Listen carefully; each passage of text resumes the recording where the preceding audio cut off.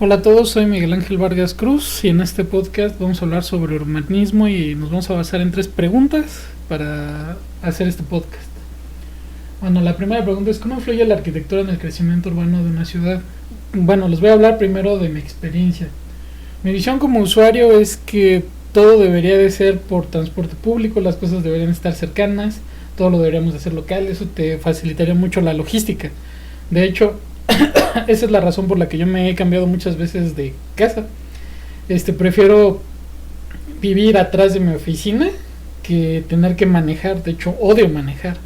Yo pienso que las ciudades deberían estar hechas para las personas y no para los autos. Entonces, bueno, mi visión en ese sentido es muy sencilla. Ahora vamos a hablar también del otro lado, mi visión como empresario.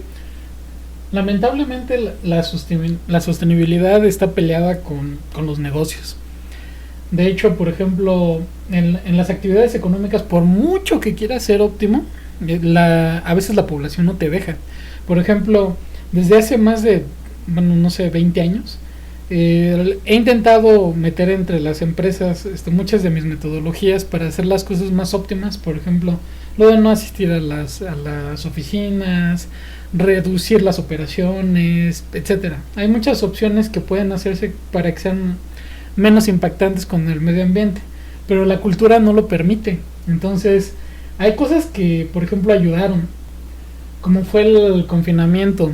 En el caso de los confinamientos, permitieron que todo se virtualizara y obviamente al virtualizarse pues no se desplaza la gente, hay muchos beneficios en cuanto a las operaciones. Las operaciones se simplifican muchísimo cuando se hacen virtuales, porque no haces que el empleado se desplace hasta su centro de trabajo y eso automáticamente reduce el tráfico, reduce el ruido, reduce la contaminación, reduce, etcétera.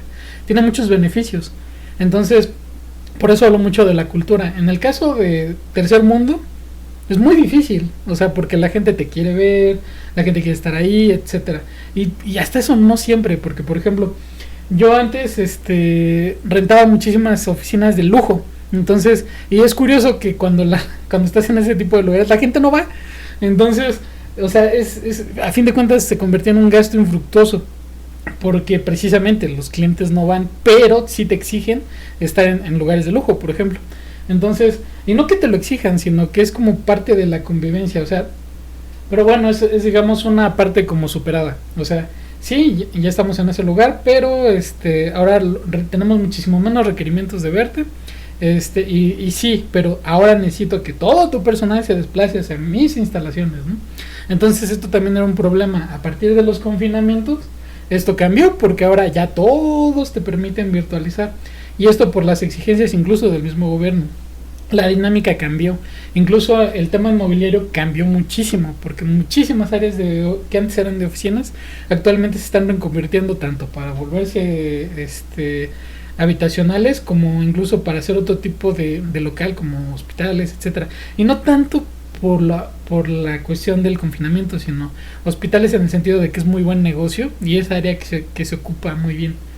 Pero viéndolo también por el otro lado de como empresario, cuando yo me di cuenta hace muchos años que la gente no iba a permitir entrar tan fácil a esta nueva cultura de la virtualidad, por así llamarla, me di cuenta que solamente, bueno, no solamente te tenías que ir hacia el futuro, sino que tenías que ver el presente.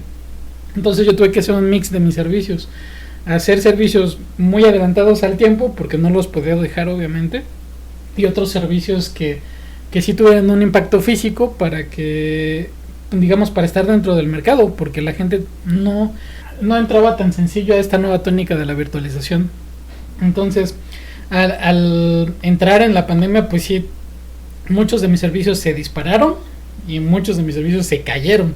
O sea, porque por ejemplo, todos los que, digamos, daban soporte a esa cultura antaña que tenían las empresas, se cayeron obviamente porque son empresas tradicionales y esas empresas son las que se vieron más dañadas con el confinamiento. Muchísimas empresas cerraron, o sea, desde restaurantes, entretenimiento, muchísimas empresas. Por otro lado, las empresas que tuvieron un disparo fueron las que se mantenían con innovación y por eso hubo un equilibrio en ese sentido. O sea, en algunas cosas me fue bien, en otras cosas me fue muy mal. Entonces, pero yo ya bueno, o sea, vamos, este tipo de cuestiones ya lo tenía previsto porque no solo iba a pasar por una por este tipo de situación que pasó, sino que también estamos ante un problema climático. Entonces eventualmente toda nuestra porquería nos va a golpear en la cara en algún momento. Pero bueno, esto hablando sobre el temas sociales que impactan al urbanismo y que también, o sea, están relacionados con el tema de la arquitectura, porque también la manera en que se hacen casas y la manera en que se hacen las construcciones va a cambiar, o sea, por esta tónica, porque cuando se da la virtualidad también cambian los hábitos de la gente. Entonces van a tener que haber muchos cambios en ese sentido. Y también hay otros fenómenos como la gentrificación. Al darse la virtualidad, gente de otros países empezó a poblar, por ejemplo, la Ciudad de México, en ciertas colonias. Aumenta la gentrificación, aumenta el movimiento, se da el desplazamiento de la población local, se expanden las ciudades, se da un crecimiento a veces que pudiese ser incluso artificial, si a la gente que se virtualizó le exigen regresar a su país. Ese es un ejemplo en el caso de México. En el caso de los Estados Unidos, pues mucha gente igual, a los que estaban, por ejemplo, en ciudades como Nueva York o California, etcétera, algunos regresaron a sus respectivas ciudades, o incluso, por ejemplo, algunos se fueron a México. O sea, esto es como un ejemplo, la migración. ¿Para qué vas a pagar un suelo tan caro en ciudades como Nueva York, California, o cualquier ciudad? Bueno, no cualquiera, hay ciudades en Estados Unidos que son muy, muy baratas. El tema es que, por ejemplo, cuando se tiene un poder adquisitivo alto y aparte se tienen costos muy bajos, como en un país tercermundista como México, pues obviamente es un gran negocio, ¿no? También lo vimos desde la migración anterior de los que hicieron mucho dinero con criptomonedas.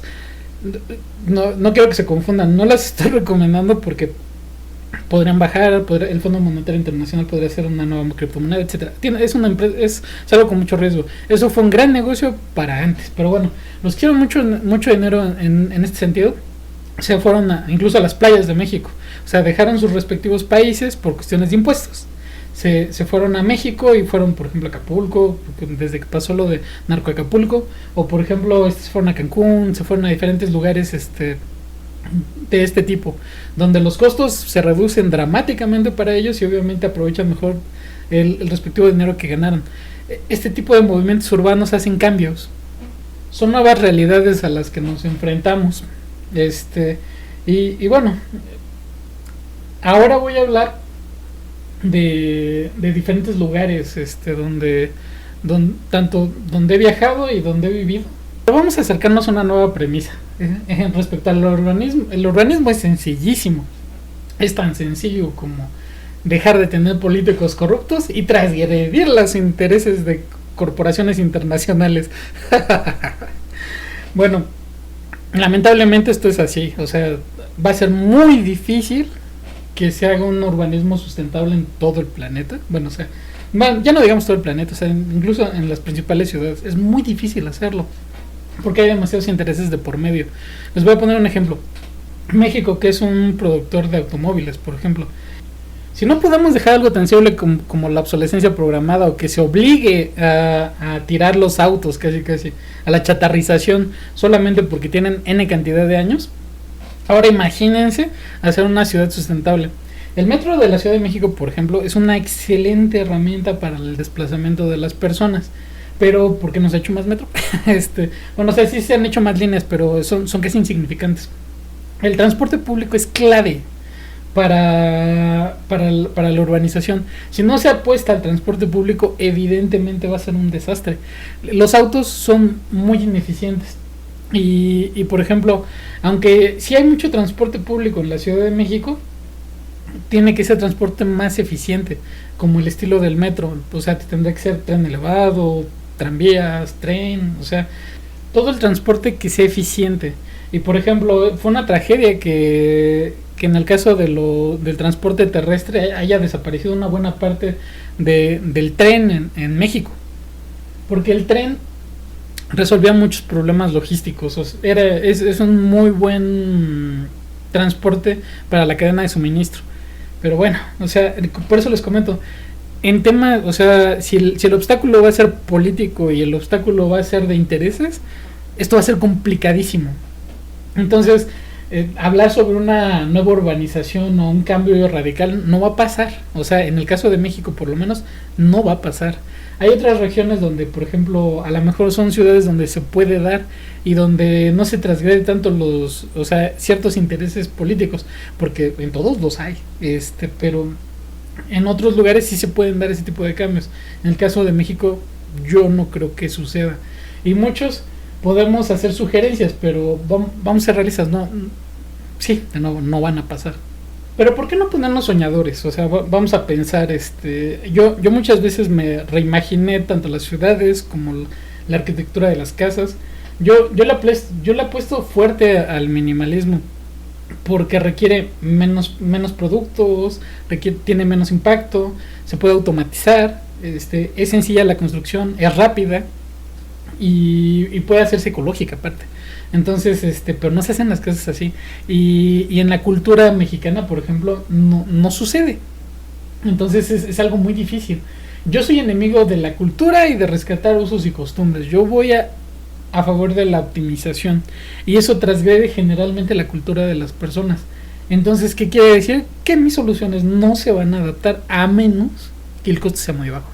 Y si doy un costo muy bajo, el problema va a ser que puedo disparar el crecimiento urbano y eso es muy problemático, muy conveniente económicamente, pero muy problemático en temas ambientales, porque entre más personas menos recursos. Entonces es como una dualidad con la que tengo que luchar, decir, sí, si saco una solución demasiado óptima voy a disparar la población y eso es algo que no quiero tampoco. Entonces, bueno, continuamos con la digamos la cartita de Santa Claus. Esta parte sí es alcanzable. Por ejemplo, la que está bien planeada, yo no la conozco físicamente, pero sé que en esa está hecha en cuadritos. O sea, eso es una buena planeación urbana porque es fácil de transitar. Les voy a decir, o sea, por ejemplo, en México casi todas las calles parecen tripas de gato. Y es porque el crecimiento urbano se fue dando como la gente entendió. Entonces es terrible transitar por México porque son calles espantosas, difíciles, sin mantenimiento y con una pésima planeación. Esto lo podemos ver incluso en zonas de alto poder adquisitivo. Es muy difícil transitar y aparte, por ejemplo, los nombres de las calles, o sea, es un completo desastre. O sea, lo ideal es que fuera como, o sea, y es un buen ejemplo Nesa, o sea, y es increíble que haya un buen ejemplo en México, ¿no? O sea, porque podría decirles directamente, pues como Nueva York, es imposible perderte en Nueva York. Bueno, me refiero a Manhattan. Entonces así deberían de ser todas las ciudades. Además tiene consecuencias físicas, o sea, porque por ejemplo, tú cuando manejas, si tú manejas siempre en líneas rectas, la ventaja que tienes es que tienes muy poco desgaste del automóvil y por ejemplo gastas menos gasolina, tienes muchas ventajas por la misma física de una recta, porque por ejemplo tú pierdes energía en hacer un giro. O sea, si tú vas en una calle que parece una tripa de gato, automáticamente estás gastando más gasolina. En una recta no. Y por ejemplo, en el caso de los autos híbridos o eléctricos, o sea, es todavía mucho más dramático el cambio, ¿no? Porque en el caso de los híbridos no va consumiendo gasolina porque, o sea, tú vas, cuando te quedas parado, por ejemplo, en el tráfico, entra en modo eléctrico, ¿no? Y en cambio cuando tú vas en gasolina, pues sí, o sea, está constantemente gastando gasolina, o sea, ahí no hay tanto cambio. Pero por ejemplo, ya con el hecho de que sea derecho, la cantidad de energía que gasta un eléctrico o un híbrido es mucho menor. Entonces ahí sí se ven los cambios.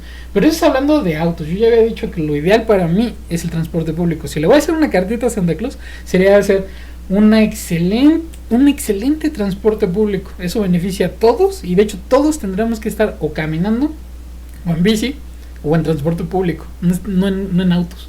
Y por ejemplo, tan solo la cadena de suministro se tendrá que llevar precisamente por tren, por un transporte muy bien optimizado y así se cuida la cadena de suministro.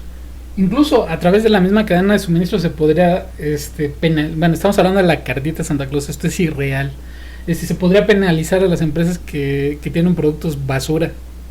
De hecho, alguna vez me lo planteé y dije, puedo hacer una ciudad ecológica, pero ¿cuál es el problema? Si yo no llevara la basura que requiere la gente por cultura a esa ciudad, la gente no iría. escaparía. O sea, de hecho, por ejemplo, en el caso de México es un buen ejemplo respecto a un crecimiento urbano loco, porque pues, la Ciudad de México es la más grande del mundo. De hecho, o sea, por ejemplo, si tomamos en cuenta toda la zona urbana, o sea, que es todo el alrededor de la Ciudad de México, o sea, pues es enorme. Entonces, eso es parte del crecimiento urbano, ¿no? Pero bueno, o sea, como les comento, lo difícil es la idiosincrasia, que se tiene que respetar, y no es que se tenga que respetar, o sea, estamos obligados a respetarlo porque si no la gente no lo hace. Entonces, necesitan sus satisfactores, que básicamente es mierda, que es comida chatarra, entretenimiento basura, etcétera. Y sin eso no se podría hacer el crecimiento. Regresando a lo que iba a decir, que se me fue de repente, que es en el tema de que hay ciudad, bueno, no ciudades, sino hay asentamientos urbanos alrededor de la ciudad, en la periferia de la ciudad, obviamente, donde solamente la gente llega a dormir. Y también hay otro problema social, ¿no? Que es que durante el día, pues la gente se robada en sus inmuebles porque están deshabitados. O sea, lo que son les dicen ciudades de habitación, no recuerdo exactamente el nombre con el que se refieren a este tipo de asentamientos urbanos. Pero la seguridad es una amenaza. Y obviamente la seguridad en la ciudad es pésima. Y no solo en la ciudad, en todo México, ¿no? Lo ideal en esto es la virtualización. Pero digamos, ese tipo de trabajos son susceptibles a virtualizarse. O sea, y por ejemplo, hay otra amenaza importante, la inteligencia artificial. Actualmente casi cualquier trabajo virtual es susceptible a automatizarse con inteligencia artificial. De hecho, esto ya tiene mucho tiempo. De hecho, yo me dedico a la automatización. Es muy fácil sustituir empleados con automatización, pero ahora con las nuevas herramientas es muchísimo más fácil. O sea, se requiere muchísimo menos personal. Entonces es una amenaza que también está latente. ¿Qué va a pasar con toda esa gente que no se va a poder adaptar a la nueva realidad de la inteligencia artificial? Muy poca gente va a poder hacer algo que no pueda hacer la inteligencia artificial. Y dicen, bueno, es que la inteligencia artificial va a generar más trabajos. Sí, pero no para las personas que sustituye. O sea, porque una persona que con trabajos tiene conocimientos de Excel no se va a pasar directamente a hacer desarrollos de inteligencia artificial, o sea, o de robótica. Entonces hay un problema que se va a gestar y que va a ser serio para todas las ciudades y para todo el mundo, de hecho. Esta es la nueva realidad a la que se va a enfrentar la gente con estas nuevas herramientas. Y es que, como ya les comenté, esto no es nuevo. O sea, de hecho, desde hace 20 años vengo automatizando muchísimos procesos. Entonces no es algo nuevo, simplemente ahora va a ser dramático, porque es muchísimo más accesible la automatización. Regresando al tema, vamos a suponer que esto no va a ser una amenaza. Bueno, o sea, sí lo va a ser una amenaza.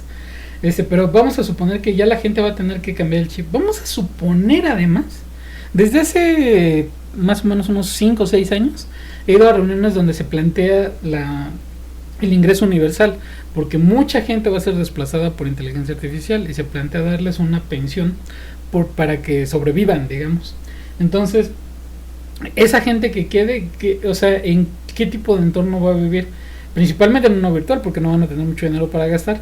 Pero, por ejemplo, ¿qué entorno físico es el que se va a requerir? O sea, desde mi punto de vista, un lugar interesante al que se tiene que voltear es al de Japón. O sea, Japón tiene un problema de que es muy poca la tierra, digamos, y es muchísima su densidad. Entonces ellos tienen que habitar en lugares muy pequeños y en concentraciones muy grandes para vivir en sus respectivas ciudades. Claro, hay más tierra alrededor, ¿no? Pero la densidad se da en las ciudades. Entonces, aunque no hubiera una densidad tan brutal como en Japón, algo que sí se tiene que hacer es pensar como los japoneses, en el sentido de requerir la menor cantidad de lugar posible. Esto podría ser muy benéfico para el medio ambiente. Y por otro lado, la estandarización. Si se hicieran las casas iguales, o sea, yo sé que todo el mundo estaría en contra de esto, o sea, porque nadie está dispuesto bueno, o sea, tan solo por cultura, todo el mundo quiere tunear sus casas, ¿no? Entonces, pero si tuviéramos estándares para materias primas respecto a que se pudiera bajar los costos hasta el mínimo, se podrían hacer muchísimas viviendas y se podría expandir, pero vamos, o sea, el problema sigue siendo que se va a crecer mucho la población, cuando de entrada no pueden hacer nada. O sea, cuando de entrada no pueden competir con la inteligencia artificial. Eso es un problema serio. O sea, entonces, bueno, o sea, de cierta manera sí lo veo como que, o sea, sí está bien que todavía sea costoso para que no todo el mundo pueda acceder a ello, en el sentido de que si les dan una pensión universal, o sea, se van a regar como conejos, o sea, es algo peligroso, o sea, y es algo que yo pensé hace muchos años, o sea, no es algo que se me acaba de ocurrir ahorita. Como comenté, a mí no me preocupaba tanto la amenaza de un confinamiento, bueno, de todo lo que pasó. El confinamiento fue desastroso, pero el fenómeno como tal no. No lo comento por restricciones de YouTube. Pero regresando al tema, se veían, o sea, ya se veían venir problemas por el tema climático. O sea, porque incluso yo lo he visto en el estrés de los lugares. Cuando yo de niño llegué a viajar así, digamos, en zonas rurales, donde yo veía que de repente crecía el asentamiento urbano, pues veías cómo se secaban los ríos. O sea, no es como que te lo imagines o te lo inventen, o sea, es automático porque conforme se va construyendo, se van requiriendo materias primas, se va conservando, o sea, se va acumulando agua en lugares, o sea, por ejemplo en los tinacos, en las cisternas, etcétera, etcétera, etcétera, etcétera. Y de hecho, en sí, o sea, la población automáticamente aumenta el consumo de agua. Y no solo eso, sino que, por ejemplo, la misma industria hace un uso desmedido del agua, ¿no? Y industria que es basura, básicamente. Entonces, esto es algo muy problemático que pasa en todos los asentamientos urbanos. Y pueden decir, bueno, entonces nos vamos a ir a las costas. Sí, ahí hay mucha agua, sí, se podrá revivir el ciclo del agua, sí, o sea, hay muchas alternativas. Y posiblemente esa sea una de las mejores alternativas, las costas, ¿no? Pero eso requiere, o sea, requiere mucha energía, o sea, porque no nada más es sacar el agua del mar, no, sino que se tiene que quitar la sal, o sea, eso es lo que requiere energía. Y obviamente la energía que hace, pues, contaminar, o sea, esto no es gratis, ¿no? O sea, las cosas no son magia, pero sí ayuda mucho que estuviéramos en las orillas. Y posiblemente ahí se van a mover las ciudades. Pero también tenemos el otro lado, ¿no? Que es que sube el nivel del mar, hay peligros, etcétera, ¿no? Entonces, digamos, no hasta la orilla, pero sí cercanos a digamos, a la costa. Eso va a ser algo óptimo que a lo mejor puede pasar. Tan solo veamos los serios problemas que hay en la Ciudad de México, como es el caso de que se está hundiendo, ¿no? O sea, se extrae el agua, o sea, se hace un uso, o sea, terrible. O sea, la Ciudad de México es un caos en ese sentido. No tiene una salida fácil y la gente tampoco lo hace tampoco fácil, ¿no? Entonces, una combinación entre pésimos políticos, una combinación de pésima población, una población de pésima planeación, bueno, nula planeación urbana, y bueno, o sea, es la receta perfecta para el caos. Y eso es un tema bastante difícil. Y eso que estábamos hablando de la cartita de Santa Claus, es que podemos idealizar, o sea, hacer un crecimiento urbano controlado y bueno, y por ejemplo, decir, no, pues es que vamos a llenar de plantas, etcétera. O sea, sí, claro que son muy buenas intenciones. El problema es que no sucede así, o sea, no tú dependes de la inteligencia de las personas y las personas no son inteligentes. Entonces, va a ser bastante complicado el escenario que va a vivir, por ejemplo, México.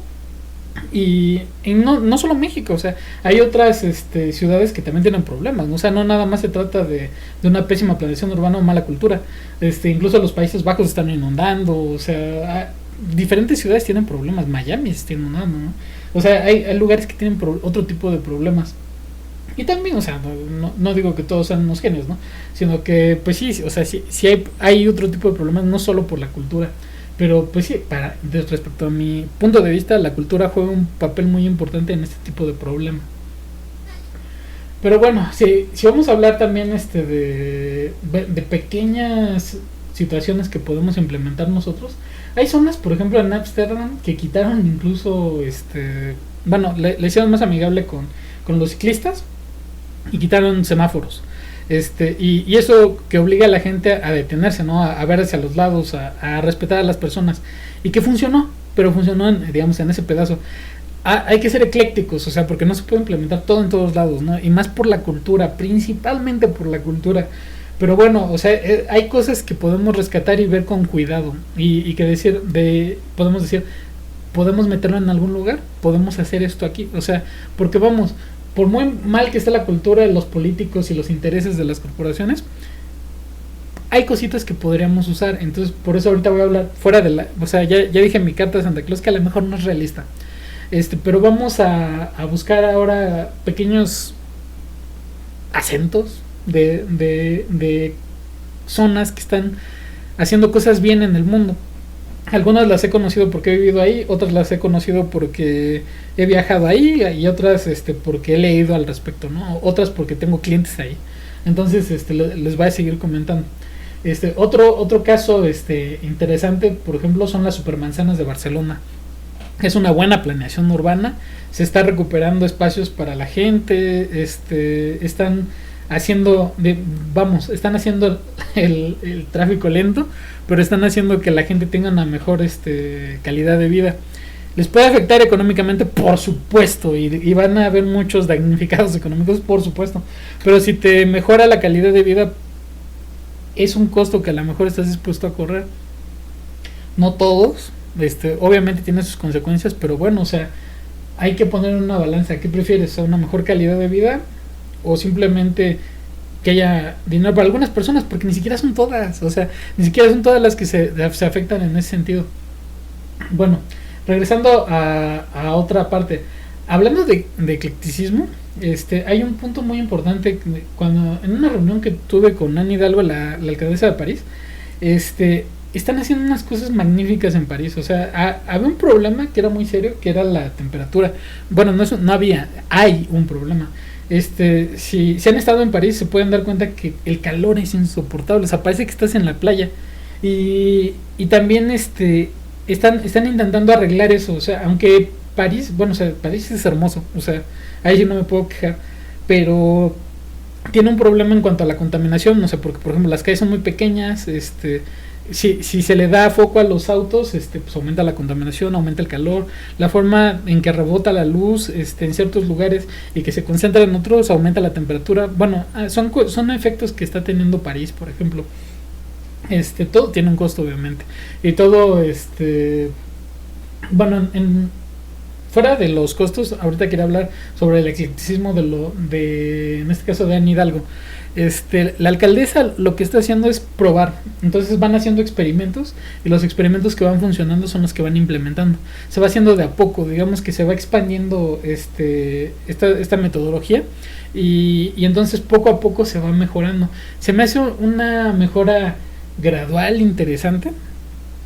Se me hace buena en cuanto a los resultados porque de a poco van implementando. No son soluciones drásticas de que de repente pum, quitamos todos los autos, pum, quitamos esto, pum, quitamos aquello. Sería lo ideal, claro que sí sería lo ideal, pero ya comenté todos los costos políticos que esto tiene. O sea, no es tan sencillo la implementación así. Entonces, bueno, dices, hay cierta voluntad política, ¿no? O sea, hay una pequeña luz que puede salir de ahí. Ese se me hace como una buena estrategia para copiar. Sí se hace en otros lugares, obviamente, ¿no? Pero como lo está haciendo París, o sea, se me hace una manera interesante. Como comento, o sea, son pequeñas acciones que se ven interesantes, que no son como la carta de Santa Claus que hice hace rato, ¿no? Por otro lado, en China es hermoso ver bueno, o sea, problemático ver que está muy contaminado, pero es hermoso ver que hay muchísima vegetación y en el caso de los chinos, o sea, sí tienen muy expandida, o sea, por lo menos en los lugares a los que yo fui, la vegetación es muy, muy, muy protagonista y eso es hermoso. Y en lo personal, es uno de los lugares que más me ha gustado por la vegetación. O sea, en todos los lugares que estuve había un gran protagonismo de la vegetación y eso es una gran experiencia, independientemente de lo que pueda haber. O sea, es muy cómodo que puedas hacer lo que tengas que hacer en esa ciudad, y que te sientes acompañado por tanta vegetación. Como comento, sí está muy contaminado, pero es algo notable y que yo creo que tendrán que hacer. Y en muchos edificios actualmente en diferentes ciudades en China, no nada más en donde estuve, ahorita están haciéndolo también para bajar la temperatura de los edificios. Entonces están llenando de vegetación los edificios para no tener que usar tanto aire acondicionado, que por lo tanto gasta mucha energía y etcétera. Son pequeñas iniciativas, pero hay otra iniciativa monumental que están haciendo en China, que es que en desiertos los están haciendo bosques. Desviar los recursos hacia los bosques, o sea, para hacer bosques es una maravilla, pero obviamente hay que entender que hay un tema de conservación de materia y energía, ¿no? O sea, que si algo se lleva recursos, desaparece en otro lugar. Entonces, hay que tener mucho cuidado con ese tipo de dinámica. O sea, sí es importante, es maravillosa, pero agua que hay ahora en esos bosques ya no está en otro lugar. O sea, es algo que deben de entender. Y por ejemplo, que dicen, bueno, pero hay mucha agua porque el nivel del mar está subiendo. Sí, y por eso se está poniendo interesante. O sea, habría que hacer un análisis más a fondo de cómo podríamos hacer un equilibrio así. O sea, porque, bueno, y aparte no nada más es el tema del agua. O sea, lo que se hace para hacer esos bosques artificiales es que se desvía el drenaje. Se usan las aguas negras para generar esos bosques y pues están teniendo resultados magníficos, ¿no? Pero esas aguas negras también no hubieran servido para riego. O sea, hay que ver qué es cómo se va equilibrando, ¿no? O sea, porque China tiene una enorme necesidad de alimento y también tiene una enorme necesidad de áreas verdes, ¿no? Entonces, oye, o sea, es interesante el equilibrio que tienen que hacer los chinos. Y más porque son la fábrica del mundo. Todo el mundo se da golpes de pecho de que tienen que ser más ecológicos. Pero sí, claro, porque le mandan toda la tarea sucia a China. O sea, son cosas que la gente a veces no ve. O sea, y es propaganda meramente. O sea, decir, sí, ahora nosotros somos más ecológicos. Pues sí, claro, como no estás haciendo nada, precisamente puede ser ecológico, pero los que sí lo están haciendo, o sea, ellos son los que se tienen que comer toda la mierda. Entonces, China está innovando mucho en ese sentido. O sea, hay que ponerle mucha atención a esas estrategias buenas que están haciendo, que se podrían hacer en otros países también. Entonces, o sea, vamos, y en otros países no tenemos esa mierda que ahorita tiene China encima. Entonces es algo interesante que se tiene que abordar, y que se tiene que copiar. De hecho, también otro país, por eso digo que se puede hacer en todo el mundo, Egipto lo está haciendo, está generando bosques artificiales. Entonces es algo que se tiene que voltear a ver, porque no vamos a esperar a que nos vuelva a golpear en la cara los fenómenos. Bueno, la gente sí, o sea, vamos, si yo le tuviera que apostar a algo es a que la humanidad lo va a hacer terrible. Entonces, cuando nos den directo en la cara el cambio climático, pues ya tendrán que hacer mi cartita a Santa Claus, pero ahora la van a tener que hacer a marchas forzadas, ¿no? Y también hay otro fenómeno. No se debe de curar con el greenwashing o con consumo. O sea, no debe de haber más crecimiento y ya. O sea, eso es difícil que lo entienda la gente. O sea, si va a haber crecimiento, que sea ordenado. Pero lo ideal es que simplemente no haya crecimiento. Y eso es algo muy difícil de entender en términos de capital. O sea, porque dices, es que, o sea, ¿cómo? ¿No vamos a crecer?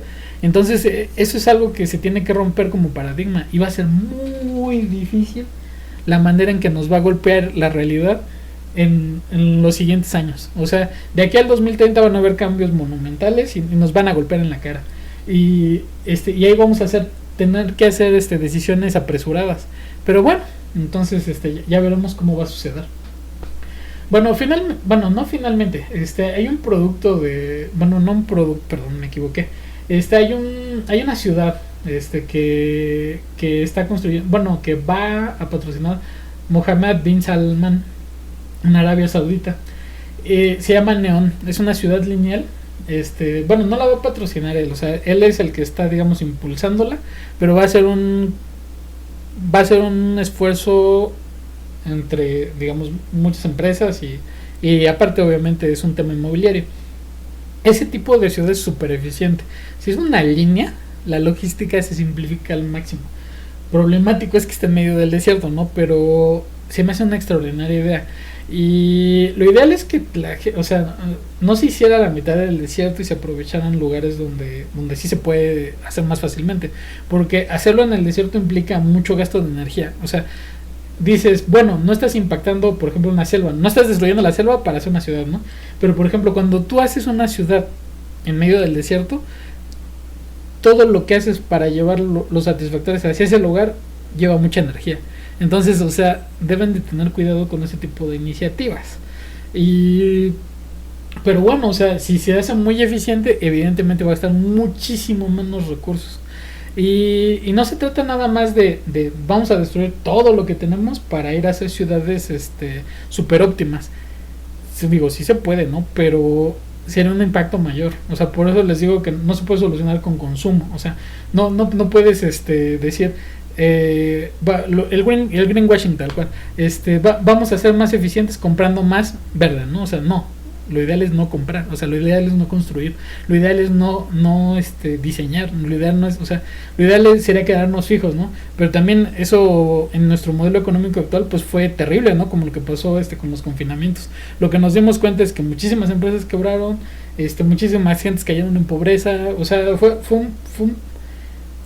un proceso muy complicado. Entonces, ¿dónde vamos a encontrar el equilibrio? Esa es una pregunta abierta muy difícil. O sea, porque podemos ponernos súper ecológicos, pero hay un equilibrio. O sea, nuestro modelo económico nos va a tirar, o sea, nos va a dejar sin comida.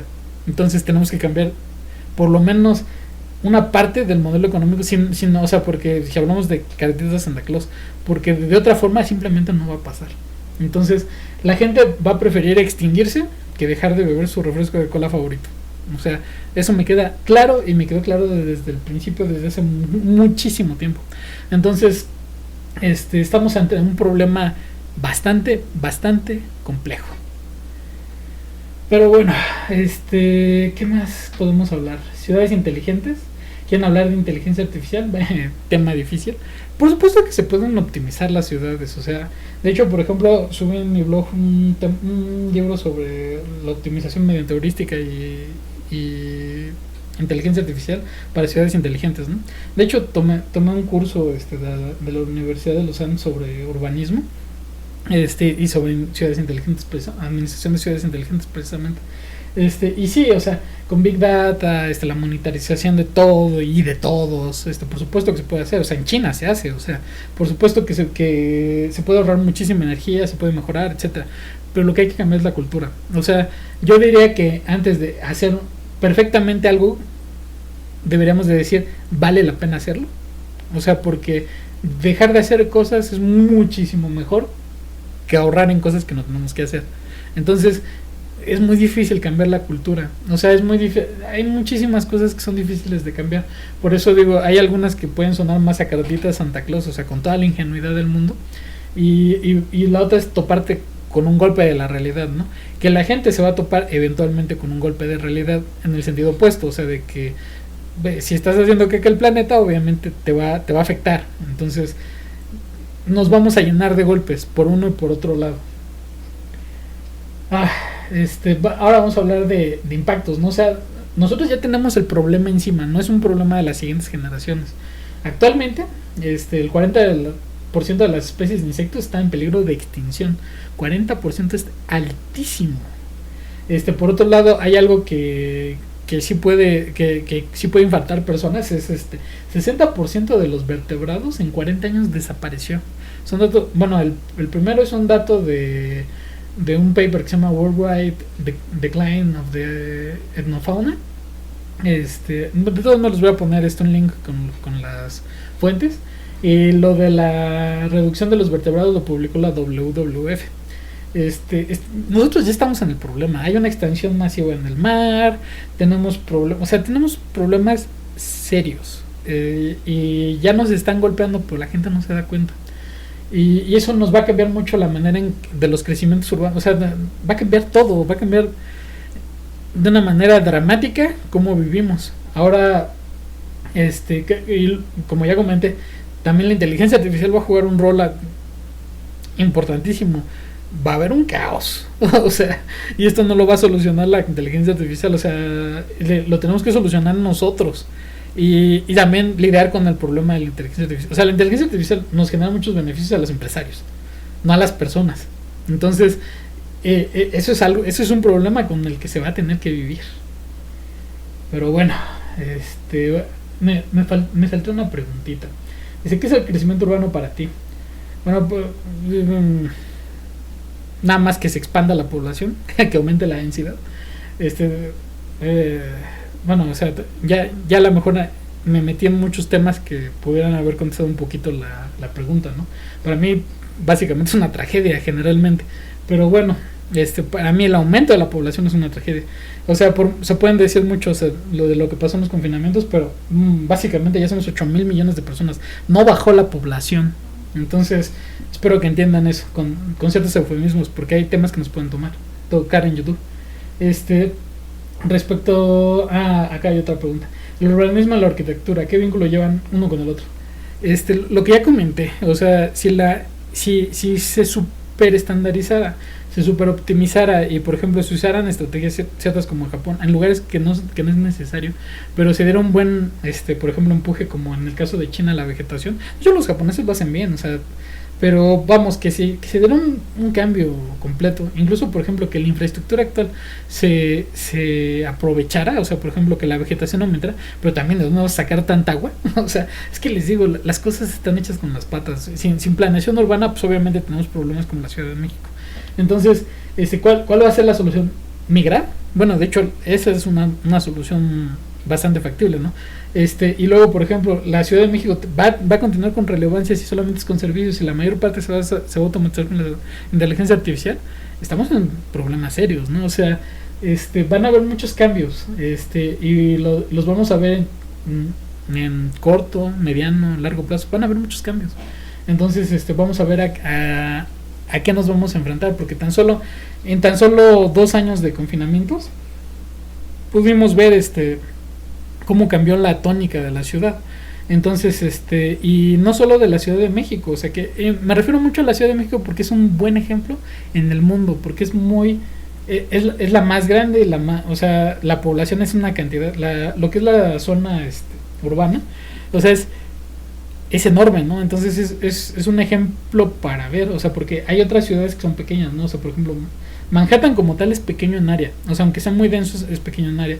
En el caso de Tokio, o sea, que es súper denso, o sea, hay lugares que podemos ver, o sea, de hecho, por ejemplo, los casos más dramáticos para cualquier enfermedad obviamente es una zona densa, o sea, es donde te puedes dar cuenta de qué es lo que va a suceder, o sea, porque hay tantas personas que es como un buen laboratorio, por así llamarlo. Entonces, y ahí podemos ver los cambios. Y hablando de nuevo de la Ciudad de México, pues va a ser dramático lo que va a pasar con todas estas premisas. Y también es un poco impredecible, ¿no? Porque también podemos decir, bueno, pero es que la Ciudad de México va muy lento. Sí, la Ciudad de México va muy lento, pero vamos, las empresas que van a entrar a la Ciudad de México, que van a llevar otro ritmo y otro ritmo de automatización y que van a desplazar incluso el consumo completo, ¿qué es lo que va a pasar? O sea, es algo que vamos a ver en esta década y que va a ser interesante para bien y para mal. Entonces, yo no, en este momento no me quiero hacer el que sabe el futuro. Y aunque sí, o sea, yo sí llevaba muchos años previendo este tipo de situaciones. Aún así no me adelantaría a decir esto es lo que va a suceder, porque como siempre les digo, o sea, yo le apuesto más a que las cosas van a salir mal y regularmente le atino, ¿no? Entonces, pero se va a poner interesante, ¿no? O sea, vamos a ver qué es lo que va a suceder con estos cambios tan repentinos. Creo que ya fue suficiente para este podcast, porque ya fueron 43 minutos con 15 segundos, ya. Les dejo el link de mi blog, es www.miguelangelvargascruz.com. Abajo pongo un link con las referencias y donde pueden hacer comentarios. Y me salté muchísimos temas, me salté muchísimas, incluso anécdotas personales respecto al urbanismo, el diseño arquitectónico, respecto al tema que debería haber tomado, pero todos estos temas sociales y estas hecatombes que van a suceder, son importantes para tomar en cuenta tanto el urbanismo, el diseño arquitectónico, etcétera, ¿no? O sea, porque como ya dije, incluso en el tema inmobiliario hubo un gran cambio. Entonces, esto es una buena oportunidad para la arquitectura, pero también estamos a nada de que la arquitectura entera se automatice, ¿no? Porque es muy sencilla de automatizar, así como se automatizó el arte ahorita. O sea, es muy sencillo de automatizar. Entonces, vamos a ver qué es lo que va a pasar en esta década. Así cierro el podcast. Saludos a todos.